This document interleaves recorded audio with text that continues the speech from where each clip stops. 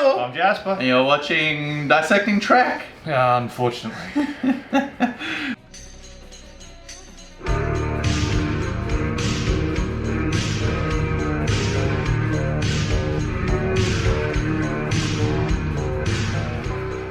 So Jasper, we're watching the brand new Picard show. Yes. Following up to one of the most beloved and revered sci-fi programs of all time. Yes. Star Trek The Next Generation. Yes. What are your initial thoughts? The Expanse is better. Oh fuck, I started watching The Expanse. How good is The Expanse? Expanse is amazing. It's fucking brilliant. Straight off the bat in The Expanse, right? Yeah. They take like space travel seriously, and like the act of space travel It is has perilous. consequences. Yeah. It's no big deal to like cross through an airlock into another ship. Fucking hectic. Yeah. There's so much like tension and suspense just around the act of Like the first in The Expanse, like the first scene where you see like the spaceship hauling the ice, mining the ice from the asteroids. A dude gets his fucking arm taken off. Yeah. It's just like, this is the world that we live in. Yeah. It's dangerous, it's perilous. It's like, yeah, it's space travel. It's not like Star Wars and Star Trek, like, they don't go into like the perils of space travel. Well, so we watched both episodes because I hadn't actually started watching. We were reviewing the second episode. We are. Maps and treasures. Yeah, but I hadn't watched any of it, so I watched both episodes today. That's rough. Yeah, it is rough. Yeah, no. I was, I would say, analogous to a Razorhead. Wow. I mean, I respect. Yeah, you could be. I'm like a Razorhead.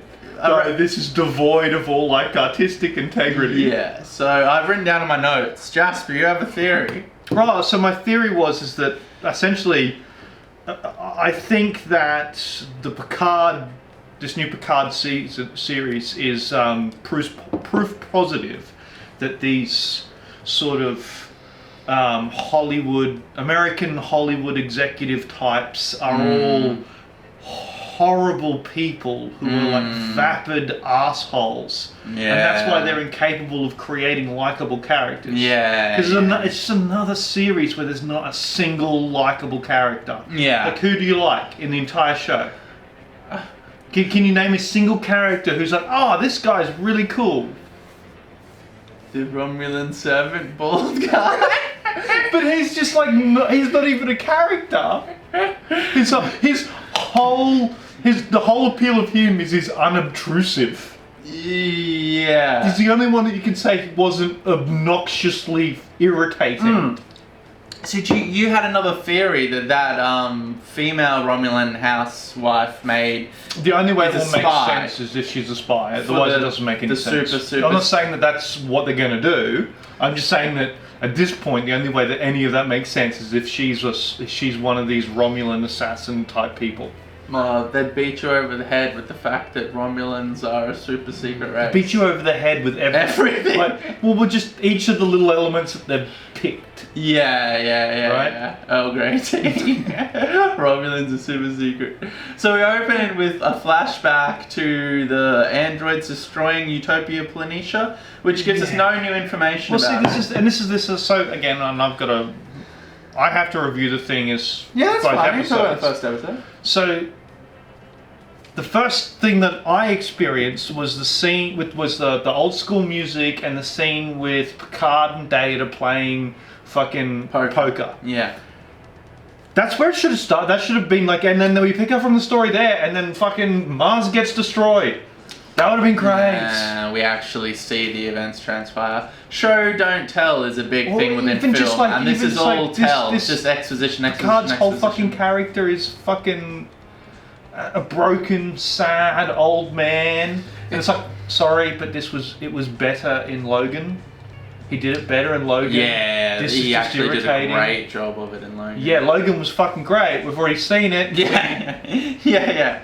Well, and like we talked about... And see, with his character with Logan, Logan, fucking Dr... what's the fucking... Professor Xavier? Professor Xavier.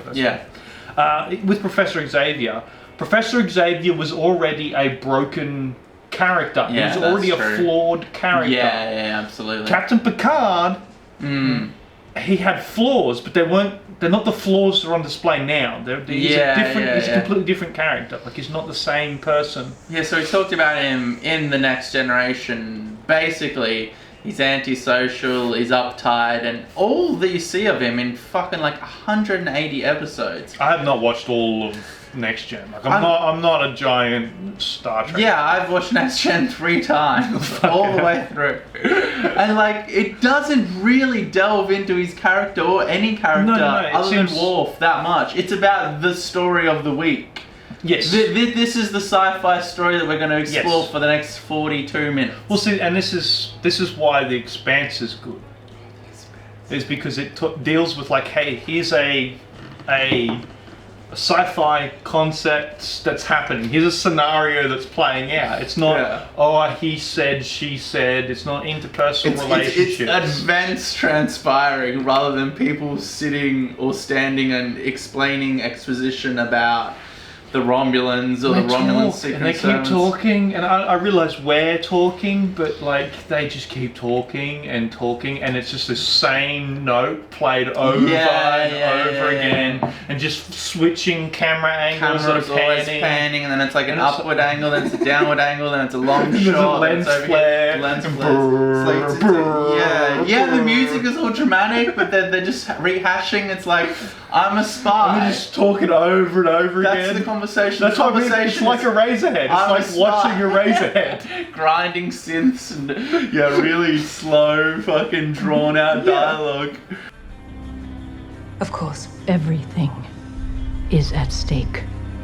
See that he does not fail. See that neither of you does. So what's happening in the story with this thing? So fucking right. Wait, there's a story? Fuck.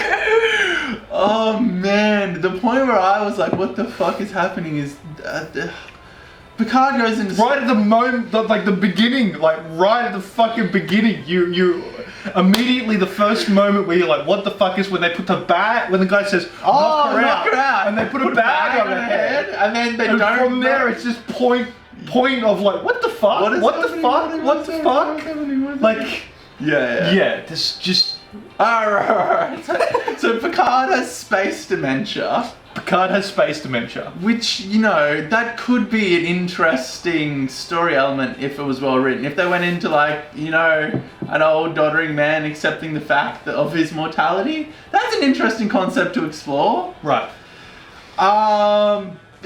There's... Well, so, I said to you, it would be interesting if this went into like a Beautiful Mind style story where Picard has actually fucking lost plot. Yeah. Right? And where and you do the thing where it's like, is what he's seeing a hallucination or is it not? Is this real or not? And we toe that line, but they're not going to do that. No, this is the actual narrative that's playing out. There's Romulans that have a Borg cube that they've captured. Then within the Borg cube, there's this guy whose sister is a spy for Starfleet. But I think no, she's a spy for the Romulans in Starfleet.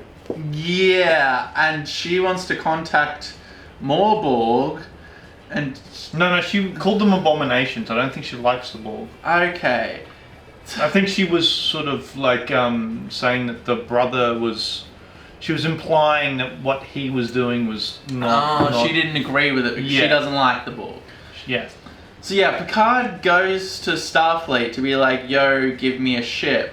I need a ship, biatch. Yeah, and the Admiral, all this dialogue is horribly written and the acting was terrible. That woman, like Patrick Stewart is a good actor. Yeah, but it's not on display. It's not on display. Yeah, if he's given good material, he can act. That's fair. I think that's been demonstrated. But I mean, he's also been in like fucking Star Trek movies that were terrible. This isn't the first This is not the first bad performance from Patrick Stewart. No. Okay. I mean, there are bad X-Men films as well. Yeah. And other than that, I guess he's just done Shakespeare and shit. He can be a good actor, but like this is not his finest hour by any fucking stretch of the imagination. So if you go back to... He was way better than Logan. You want to go see him as like a tottering old man who's barely capable of functioning? Go watch Logan. He's full He's fucking great. Yeah. and the consequences of a person whose mind is because debilitating. he's actually got what's the term? There's a term. He's actually able to interact with the world in a meaningful way. Yeah, right. Well, but he's like fucked. There are like consequences to the narrative. As in this, it's like an old man sitting on a wine vineyard saying, "I'm going to go on the heroic." But again, he seems totally ineffectual. Yeah, well, yeah, he is. As I said to you, halfway through this episode, I was like, sell your vineyard and buy a ship, hire a crew. And like, why are we screwing around with all this? Yeah. You are fucking Captain Picard. Yeah. Take control of the situation.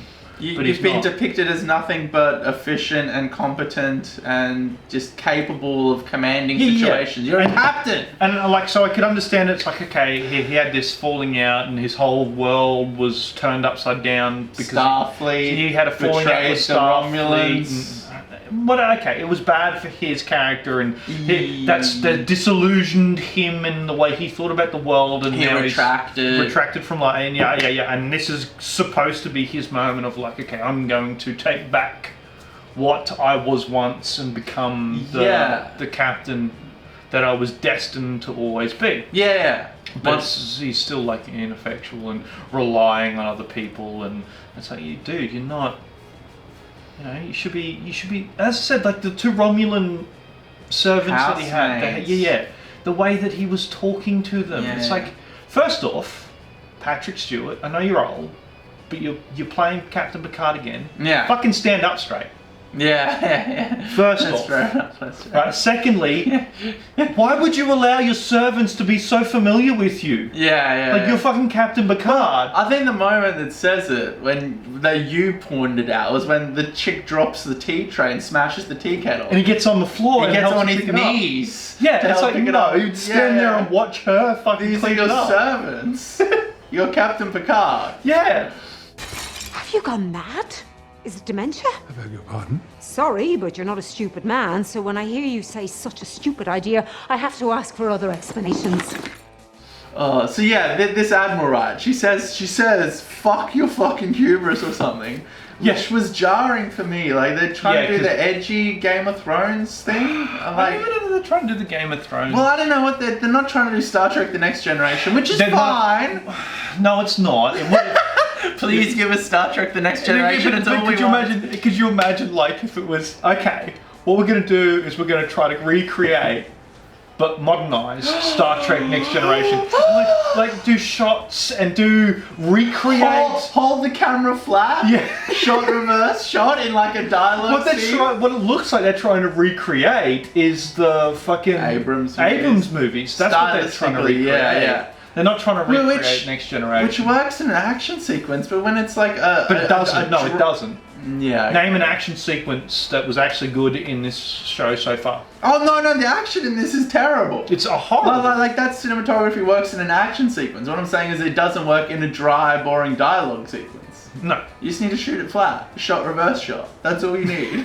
I know that's boring, but it should be driven by the well-written dialogue and the great acting and the plot. Yeah. And if you don't have any of that, and you got lens flares and the camera's panning and all the angles are changing, it's like, what are we here for? What are we doing? What is this?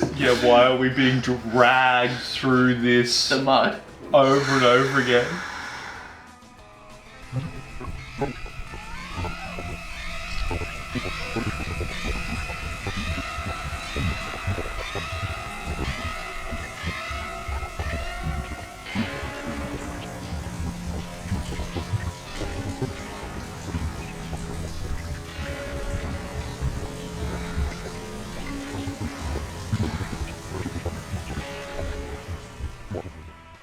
It's always like we were sitting there fucking laughing at the dialogue because it's so fucking bad.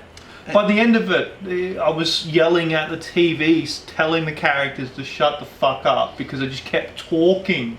And the worst part about it is like the whole premise of their character is set up in like the first two lines, and then they just keep talking and keep going. It's like, guys, we don't need this shit. They establish the scene. It's I'm a spy, and then it keeps on going and going and going and going and with the going. lens flares and things. It's like, fuck. This isn't artistic, it's whole garbage. Oh no. Okay, I gotta ask a question. Yes. Am I gonna have to watch this whole fucking thing? Yes. In 2 weeks' time, you're gonna have to watch 2 more episodes. I mean, I don't know, I feel like the shit I'm reviewing is garbage. Like, I don't want to be watching and reviewing Picard or Vikings. I want to be watching The Expanse and reviewing The Expanse. But I feel like I have to do Picard, obviously. My track is like, my channel is like Trek. I'm like, oh, Patrick Stewart's back. And it's like, are we doing this for 10 episodes? I think we're doing this for 10 episodes. Is it 10 episodes? 10 episodes. Probably do 10 episodes. At least it's not like 30. Fuck. Oh no. Oh, okay. And maybe it'll go to the second season, but it's not going to go much beyond that. No, they've already approved the second season. That's happening. Yeah, but it's not going to go much beyond that. Well, Star Trek Discovery is just as bad, and they're doing a 3rd season. Are they? I don't know how money gets used for streaming anymore, but like CBS are just pumping out this shit, and I don't know. Is there a new fan base watching this? I can't imagine it could be. No, everyone hates Star Trek. And this stuff is Nobody who doesn't like Star Trek is watching this now. Yes, and anybody who likes Star Trek Is hates not this. Yeah, it's like, what the fuck is happening? Yeah. I mean, maybe there are like those weird Marvel like middle-aged Marvel who fans who like Patrick Stewart. Because they're X-Men? Yeah, maybe those people. Those people are like fucking weirdos. They're dead shits. Yeah. Interesting. That's right, you're dead shits. Go fuck yourselves. It's terrible. It's fucking like really bad.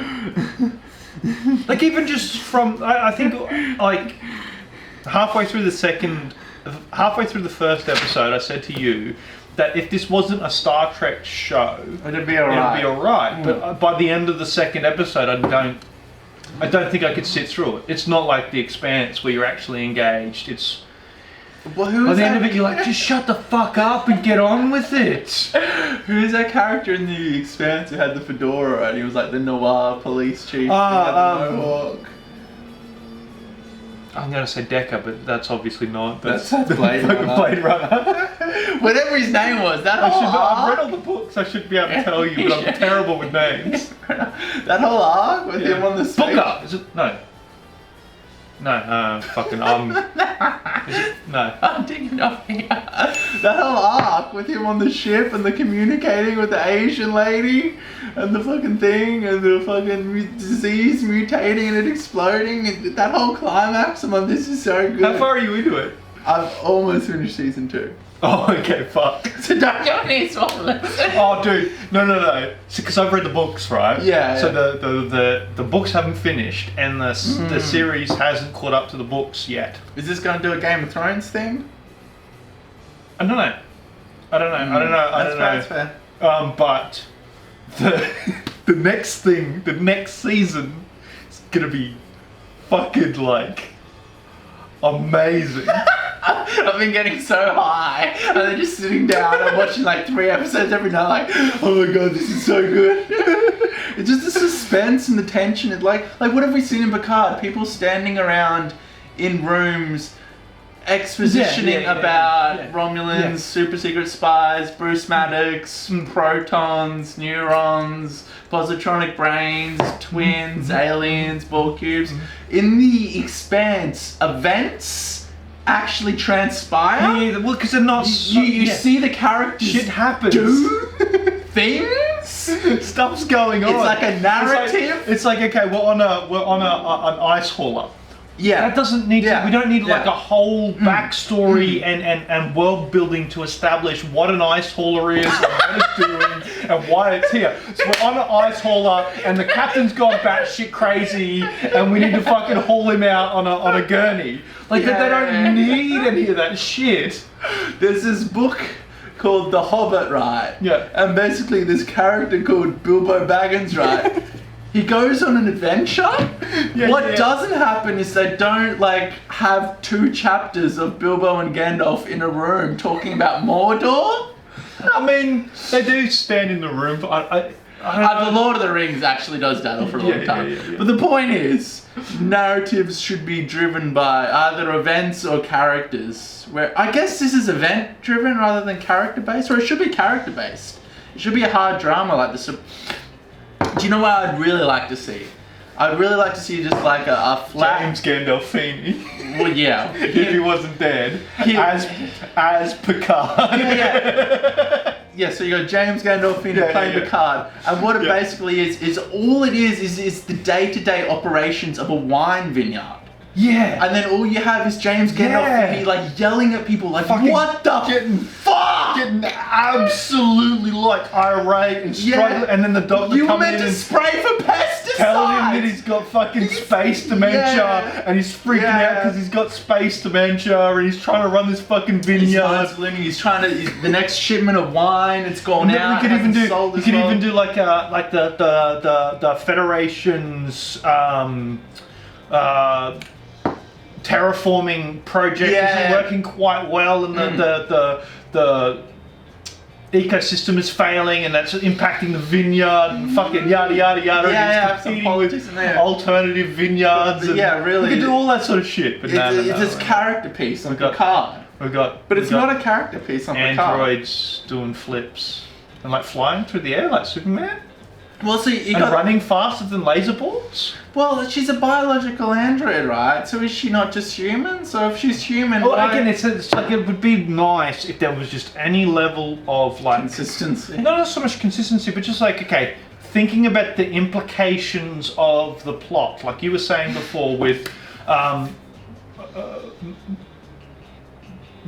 in fucking Logan, where his psychic powers are a real problem. Yeah. And there are scenes where that happens. Right, so with this chick, she's a biological thing. So what are the implications? What are the implications? Just work it through. Maybe she would be really heavy. Yeah. Right? Yeah. That would make sense. She'd be really heavy, and maybe there just any little bit of detail where somehow we've thought about this more than just the basic surface level. Seems to be moving so slow but moving so quick at the same time. Like he's getting together a crew to go on an adventure. Yeah, well that's the thing. It's moving the dialogue moves horribly slowly, but then the characters seem to be making, the main character seems to be making decisions. Or making decisions without any real information or just motive. Yeah. Right? Like he saw a picture, so therefore he's going to go off and try and find some. So he loves Data. So this chick is Data's daughter. He thinks. I mean, we can say that that's exactly what's going to happen because he's obviously going on an adventure to save Data. No. It's definitely Data's daughter, right? Yeah. We know that it's definitely Data's daughter. But he doesn't. Yeah.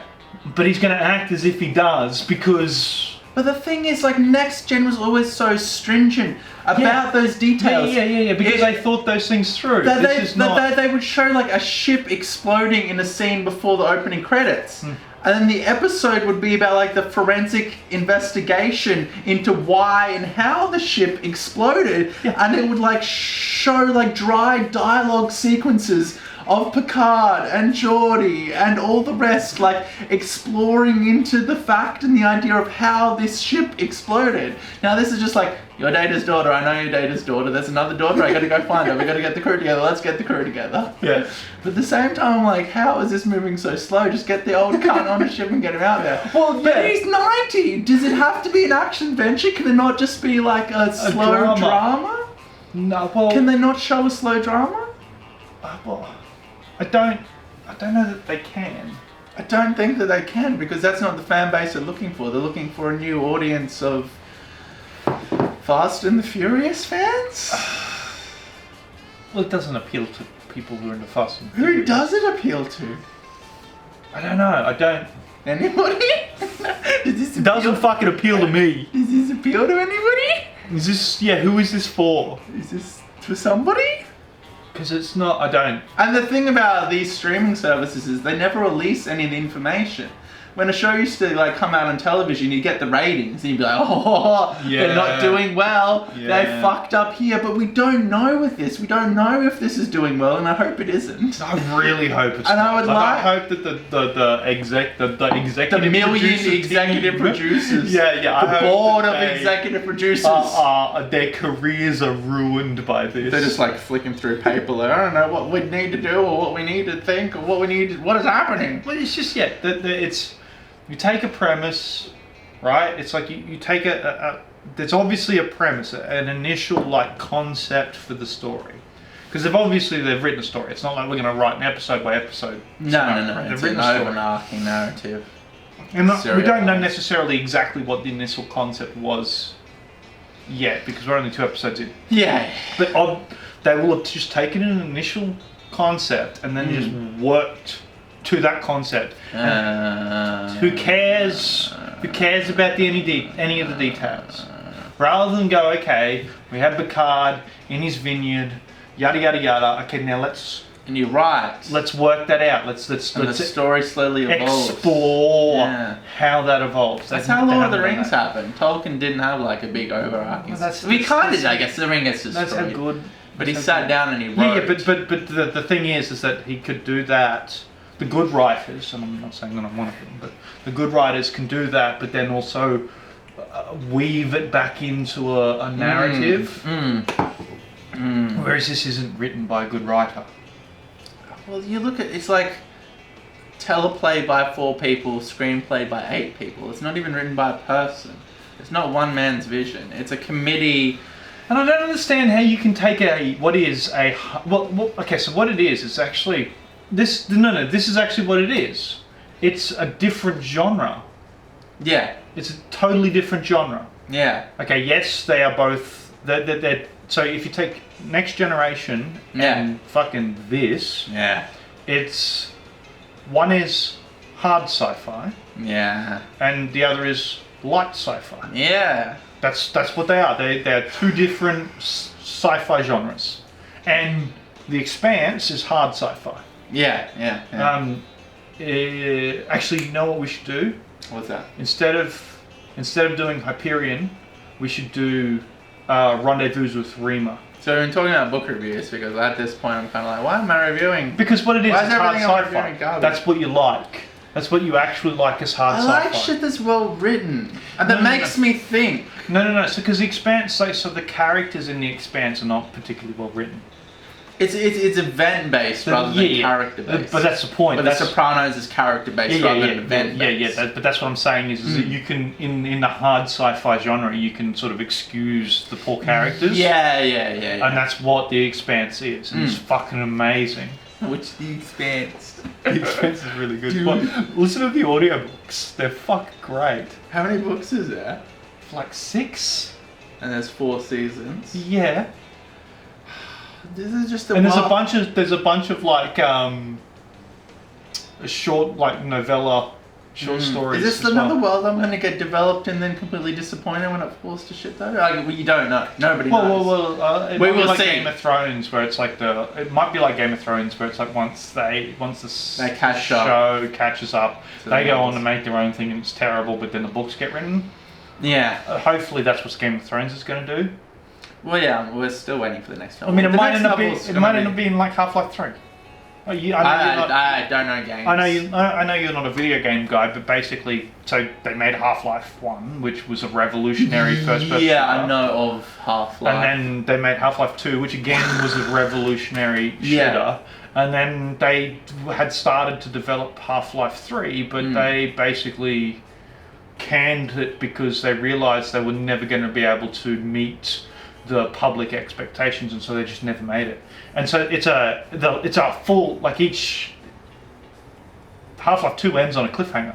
Yeah, okay. Like it was always intended to be a third and game. And just like, we're done. Apparently they're making another, like a VR game at the moment that they're bringing out and stuff, but it's not. It's like an adjacent storyline or something. So, but the point is that it could end up being that like Martin doesn't write the books.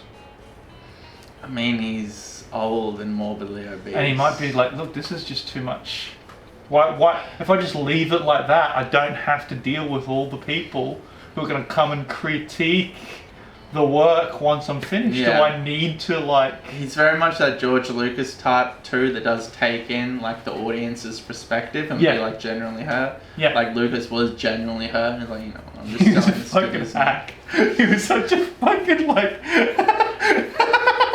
I mean, it's hard for me to put myself into someone's shoes in that like public, you know. Yeah, I could. Yeah, that's fair. But like, you got to get to a point where you just got no sympathy for a person. The Lucas, well, it's reflected in a lot of artists, but the Lucas thing is interesting because I feel like in his 20s and 30s he had genuine like talent and like the striving for the art, you know, the upcoming artist. Like you don't have the film contract, you don't have the company, you don't have anything, and you're struggling to make that art form, and there's all these things like compressing and like putting restrictions on it, and then you achieve success and you take a decade off. That's the story we've been told, yeah. What do you think the story is? He's old and fat. He's definitely old and fat. Racist. Yeah. I think that yeah, he was very good at putting together a group of people that you could give vague directions to, and then they could produce amazing pieces of art. Yeah, he was good at directing those people. Yeah. And then when he got older, and took complete control. And took more control, I think he went a little bit batty. Yeah. He just went a little bit fucking batty. But how many bands has that happened to and stuff? Yeah, look at Korn. Yeah, they're fucking terrible these days. They are Korn did the horrible. George Lucas thing. Yeah. They I don't know, they got better at playing their instruments, and now lost they can't the energy sort of step and the anger and outside of how good they are at playing, how proficient they are at playing their instruments. Well, that's a Tarantino thing, right? He's like, directing is a young man's game, and when I'm 10 films in, I'm done. Like, after a while, you lose that spark, and you like Ridley Scott, right? Ridley Scott made like Aliens and Blade Runner, and like when he was that new and upcoming director with the fire to like make his mark on the industry, he had so much like intention and like artistic integrity, and now he's got it all. Yeah, now he's established and he's complacent and he's gone, he's done. He's a 90-year-old man who's shitting his pants on set and has no concept of characters or storyline or cinematography. He's just like, it happens to everyone, I guess, maybe. There are exceptions to the rule. Lynch. Well, let's do a review of like what did Jack do? What was it? Is that the title? Yeah. What did Jack do? Well, what the fuck was that, Dustin? I don't know. As I said, I haven't gone and watched like a YouTube breakdown of it, so I don't know. I have no idea what the fuck it was. So I watched it. I'm like, it's Lynch. Is it good? I mean, it's literally Lynch. It's David Lynch. I don't know. He's talking to a monkey. I don't know whether it's good. All black and white. There's these long cuts in between each line of dialogue. He'll say something, then I'll cut to the monkey, and then it's like 3 seconds, and the it cuts, and I'm like, there's no flow or pace to the editing of the dialogue. But it was engaging. It was 100% engaging. I sat here with both my boys, and we watched the entire fucking thing, and they sat there absolutely wrapped. They had no idea what was going on, but they were like, what the fuck is this? Yeah. And these are two boys who can barely sit silently through like any sort of modern film. You put an older film on. We sat down and watched fucking Spartacus the other day. You put an older film on, and they can sit there and watch it. But you put these modern fucking flashy, they can't sit through them, mate. They cannot. That's interesting. They can't sit still while that's something that draws me into like impactful cinema too. Just like, I know the way shit is shot. I don't know. We're talking very broadly about very specific films here, but The point is, Picard didn't have that artistic vision of a single person creating a piece of cinema. No. It's a board of fucking bean county bureaucrats. We're gonna make a Picard show.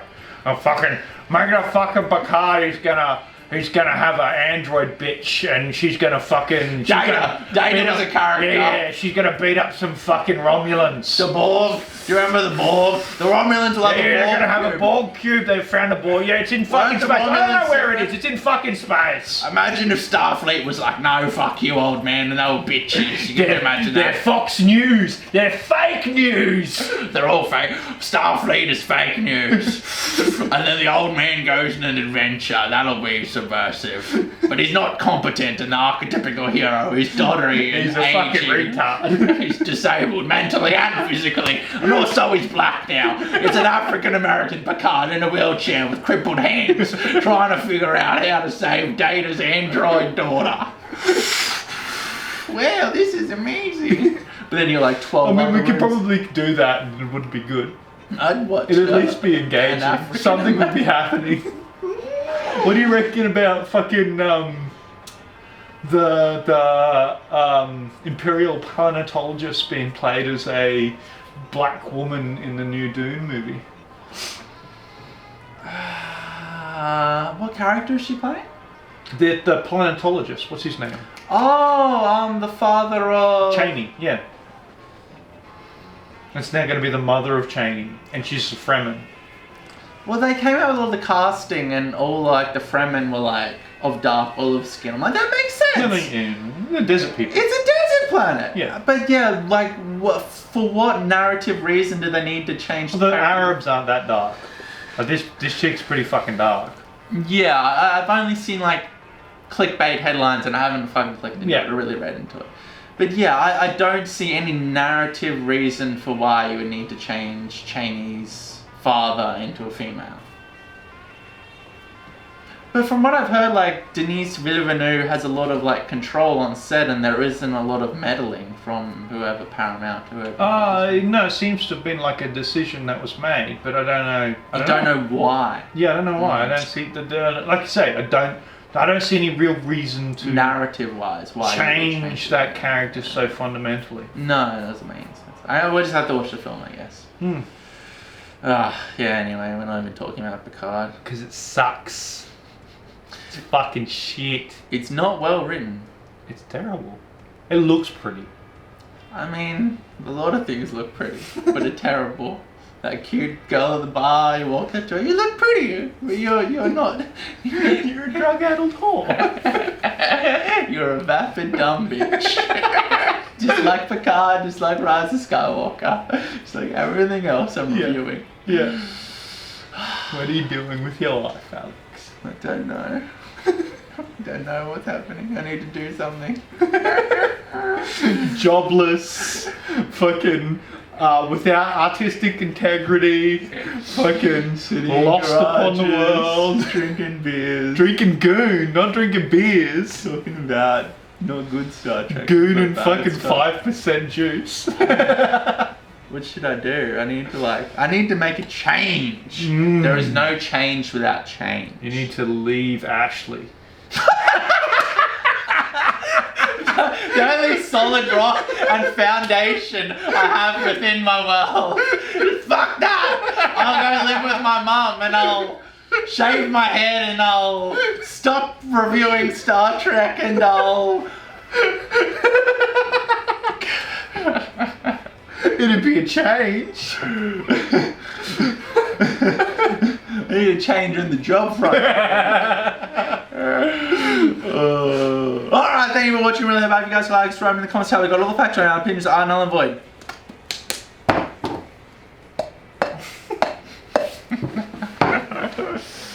Magical.